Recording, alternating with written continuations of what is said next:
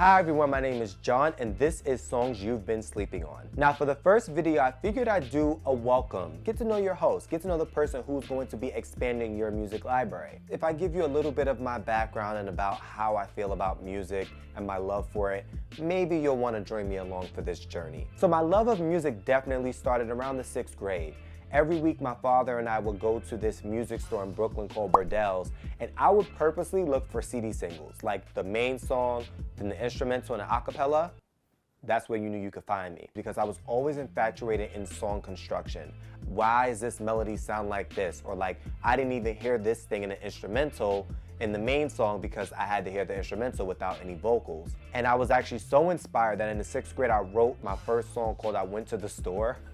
And I did it over Big Pun's How We Roll instrumental. I was just like, I wanted to have my take at writing a song. Granted, after I heard my vocals, singing wasn't my calling, but my love of music wasn't gonna go away just that easily. So when I hit the 8th grade, MySpace was super popular, not just for kids and teenagers, but also for independent music artists. Some of the artists that I was looking up at the time was Candace Pillay, Chantel Page, Tawny Heath, and what I really liked about their songs and their sound is they had that mainstream sound, but they didn't necessarily have the audience. And me at that point, I was like, well, I like the song, so I'm gonna be their audience. You know, I'll get their plays up.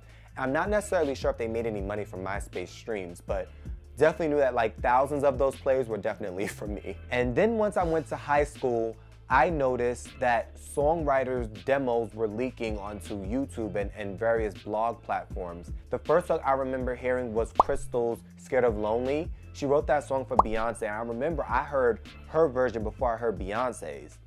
And I fell in love with the song. I loved her vocals. I loved the way she executed the song. And then I Googled her, you know, looked her up and saw that she was writing songs for Brandy and other artists. And I was like, what? Like, this girl is dope and she has a fantastic voice. Then also see that she has a whole bunch of her own catalog out as well.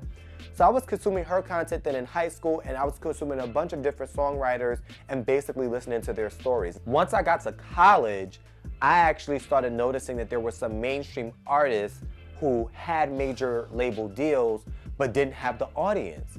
I remember Lolene and Natalia Kills, those were my girls. I would listen to their music and I'd be like, whoa, like where is their audience? And to me, it absolutely made no sense. So after listening to all these artists that no one really knew about, I figured the best thing I could do is to expand it to my friend circle.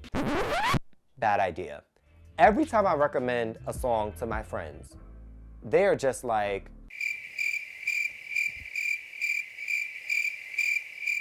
I always am confused. I'm like, you like this mainstream artist and this other artist who necessarily isn't as popular but has a very like, you know, similar sound or niche, you would flow into this so easily, but my friends didn't see it that way, so I figured, you know, maybe this is not the place that I'm supposed to be spreading my love of music and independent artists. So with all of that being said, I want to welcome you to Songs You've Been Sleeping On. Every week I will react to a different song, mostly in the R&B, pop, rap, or alternative genres, and I will give you the reason why the song is worth streaming. We will talk about the melodies, we will talk about the execution of the instrumental, we will talk about the artist, their catalog, all of it. I will tell you why these artists are worth investing your time into in the hopes that you will go on after watching my video and listening to the song on Apple Music, Spotify, Tidal, wherever you consume your music.